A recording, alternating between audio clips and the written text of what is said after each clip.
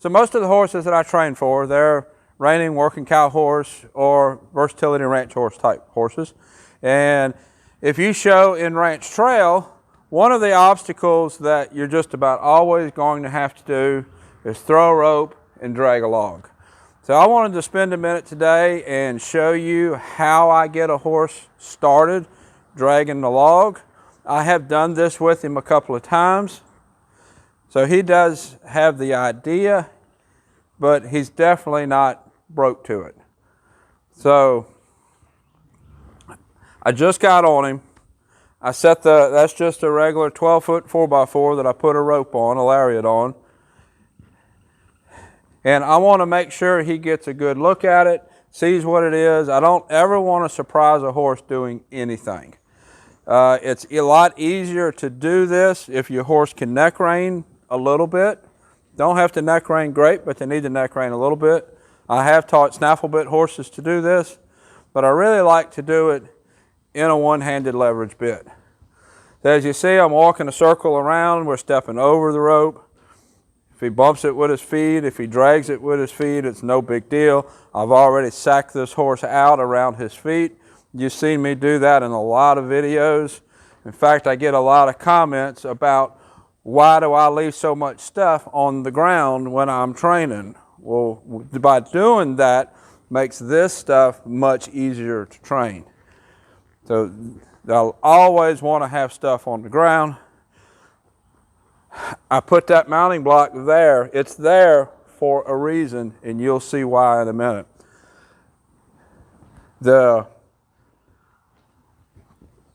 I'm walking these circles. We're stepping over the rope. We're stepping over the 4x4. I did both directions. I'm generally going to pull with the log and the rope on my right, but I want to make sure the horse can do it from both directions. So what I'm going to do now, I'm going to walk over to the rope. I set it this way on purpose, draped it over the wall right there, just so I could get to it. And we're going to stop here with the rope between his feet. Front feet on one side, back feet on the other side. I'm doing it this way intentionally. I want this horse to be broke to the rope. I'm going to make sure that if I get in a bind, I can just throw it down. I want him to stand here so I can pick the rope up. He's a little bit fidgety. We're going to stand here. He just pulled the rope with his leg. It moved and he saw it. Turned around and looked at it. Like I said, I am not going to surprise him with anything. Right there, I moved it and he worried about it a little bit. Like I said, we've done this some with horses, with him, but not a lot.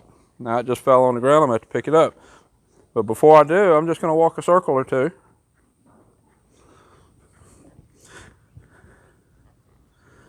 And we're going to go pick it up and put it back. I want to make sure he sees what I'm doing all the time.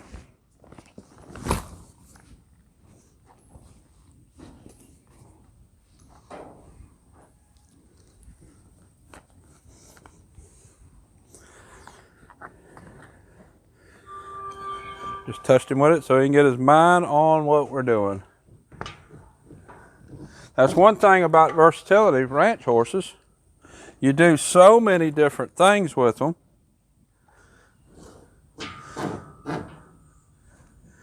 They have to recognize what you're doing when you start that obstacle, when you start that, whatever you're working. This is pulling a log. It might be throwing a rope.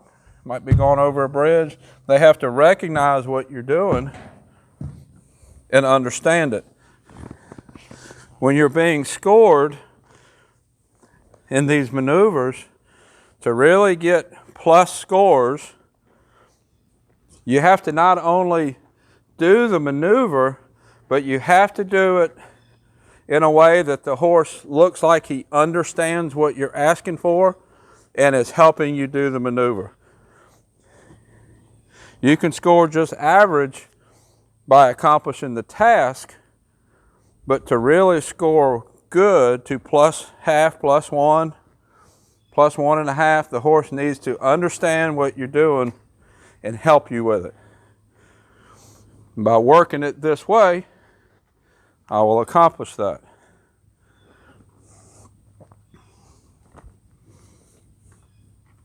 I'm a little bit too far to pick it up, but we're going to just stand here for a minute. A minute ago, we were standing here and the rope moved and it worried him just a little bit. I want to undo that worry and we're going to start right back over.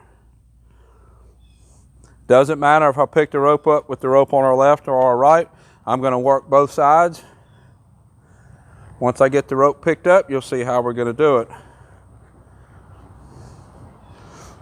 The fact that the end of the arena right here is a little bit wet makes it a little bit more challenging, but it can still be done.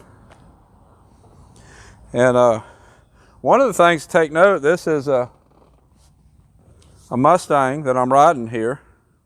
And in general, Mustangs have, there, good boy, a pretty strong survival instinct. Otherwise, they wouldn't survive in the wild. So a lot of objects like this, their first response is to flee because that's what has kept them alive in the wild. So you have to understand, I see right there, as soon as I reach for it, he starts to worry, he's walking forward. He's walking forward. I'll show him what I want by stopping him, but I'm not going to force him to stand, because as we stand, he just continues to worry. But we walk forward, his body relaxes, and we start over. There we go.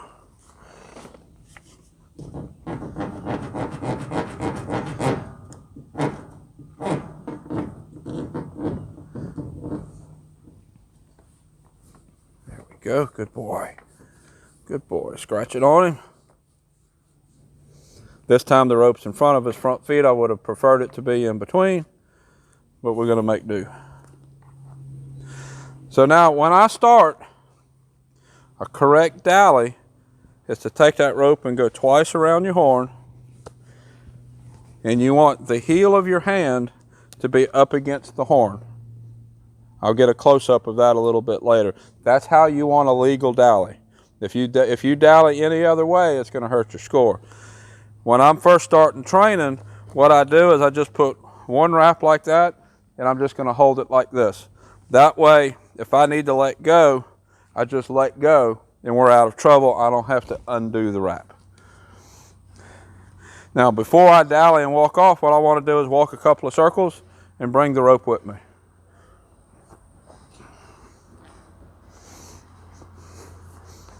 That rope's going to get twisted in, and I'm just going to kind of flip it around, undo the twist as we're walking around. I don't want him to be afraid of anything. He needs to see that rope. Eventually, we're going to pull backing up. We're not going to do it today. In fact, that's a good opportunity for me to talk about the tack that I have on him. This is a roping saddle. This built to rope and drag cows, so it's plenty strong enough. You don't want to be doing this with a saddle that's not built to pull. You'll end up breaking your saddle and getting in trouble. You need a saddle that's built to pull. And also, you see I have a pulling collar on him. That takes some of the pressure off of the girth and transfers it to his shoulders. I prefer a pulling collar over a standard breast collar because a pulling collar transfers the weight of the pull to the shoulders, and he's actually pulling with the shoulders instead of just the girth that's wrapped around the saddling girth, which is a lot harder on him and can cause it's just harder. This transfers the weight of the pull to a bigger area, and it's easier on the horse. Now, if I was going to be pulling backing up, I would have a back girth on him. In most of my videos, I don't ride with the back girth. If you watch the more advanced horses, I'll have a back girth. When I'm working stuff like this or the more beginner horses, I do not have a back girth. The reason for that is I want to be able to make sure I can give a clear leg cue and not have the back girth in the way. So now I've walked several circles here while I was talking, moving the rope around. He's comfortable with it. So now what I want to do is I want to move the log just a couple of inches. Just hook it on the horn. This will hold the weight. And I'm going to continue in my circle. Move it a little bit. I want him to see it move. Oop, not a good angle. I'll circle around and do it again. My rope is long. I do that because I don't want a bunch of tail hanging down to get in my way if I have to get rid of it.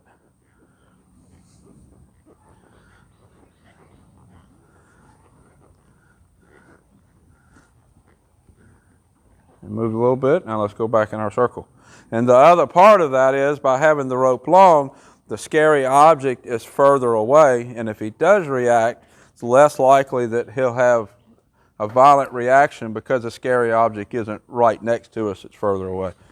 Now we're going to pull it again. All I'm looking for is to make it move, him notice that it moves, and we go back in our circle. All I need at this point, I want him to be okay with what we're doing.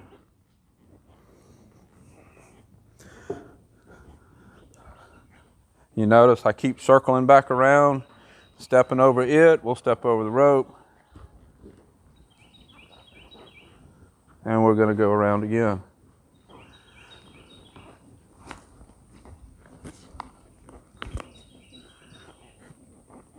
Let's step over the rope this time.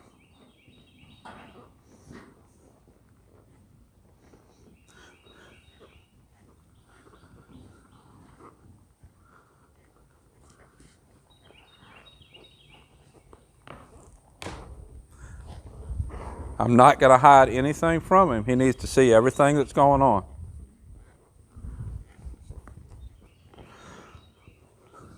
Let's go ahead and shorten the rope just a little bit. Bring the object a little closer.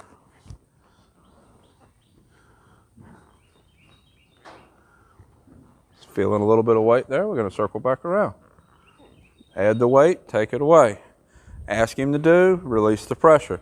It's no different than training anything else. Ask, release. Does what you want, you release the pressure. Shorten a little bit more.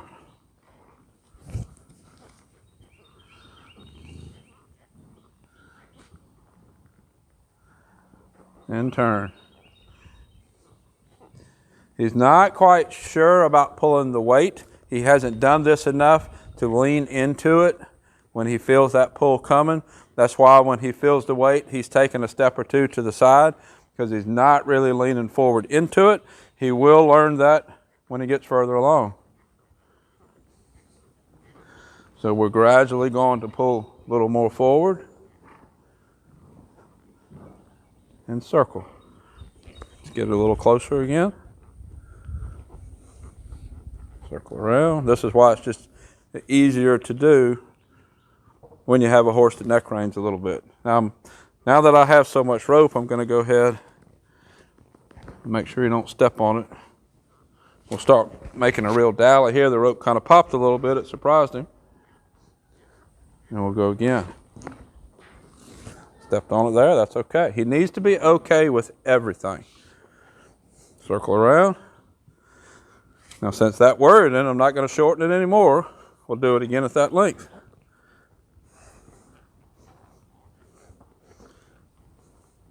Needs to be okay with all of this fidgeting with the rope. Go ahead and take a little more. There we go. Pull a little more and release the pressure. If you take your time and do this correctly, you'll never have a big response. You'll never have a big spook. You'll never have a runoff. Always pay attention to your horse and how he accepts what's happening. See that right ear? He's listening to that log. He's doing it because I'm asking him to do it. Now he's looking ahead. That means he's less paying attention to the log. As soon as he felt the weight, his ear went back to the log. He's not totally okay with it, but he's not totally afraid of it either. This is just to the point where we're starting to build his confidence.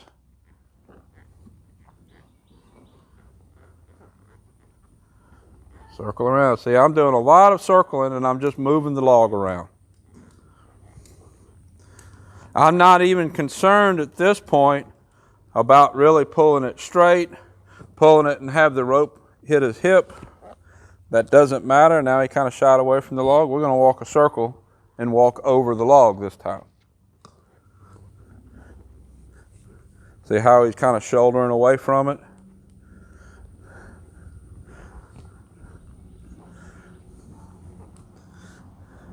He's worried about it, so we're going to back up and just walk some circles. I need to get these twists out of my rope. We'll stop here and do that. Whoa. I'm not going to put my reins down. I want to make sure I can control him. Now by stopping here, getting the twist out of my rope, which I need to do, that gives him a chance to relax, get his confidence up.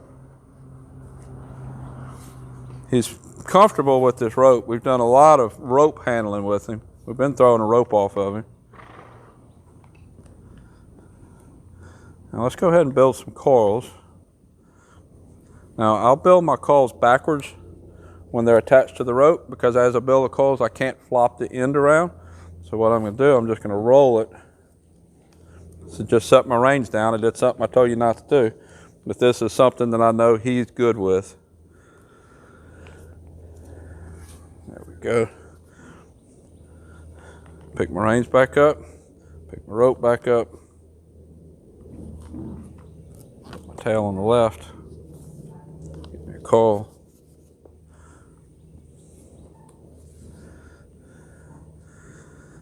That's a little bit close. I'm going to feed out a little rope. Get my dolly. I always keep a finger between the lariat and the reins. That way I can let go of the lariat and not let go of the reins.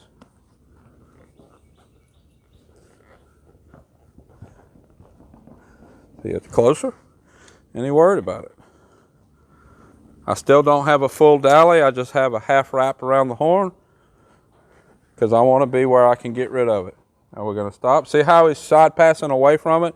I don't want him to worry that much about it. He's getting too stressed.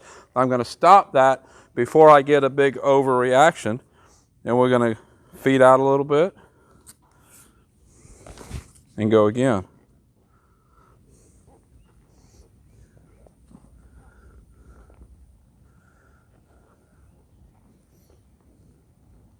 Stop. Good boy. Don't want him going away from the log. At this point, it's just a matter of a lot of repetition, a lot of building his confidence, and knowing when to stop so I don't blow him up and get him totally afraid of it, and then the next time I ride, start over and start even worse than what we were to begin with. So I'm going to stop there on him dragging this log for today. All it is just repetition from there. I could have not prepared him ahead of time and had a big reaction. I could keep going right here. I could have tried to do too much too quick, got a big reaction. You want to avoid those big reactions, those big setbacks. Little bit at a time each day, and you'll build your horse's confidence. Right now, he's not totally afraid of dragging the log, but he's not totally confident either. Just a matter of building confidence. So this is Trigger. I'll put a link up here to some other videos that I did of him. Until next time, thank you for watching.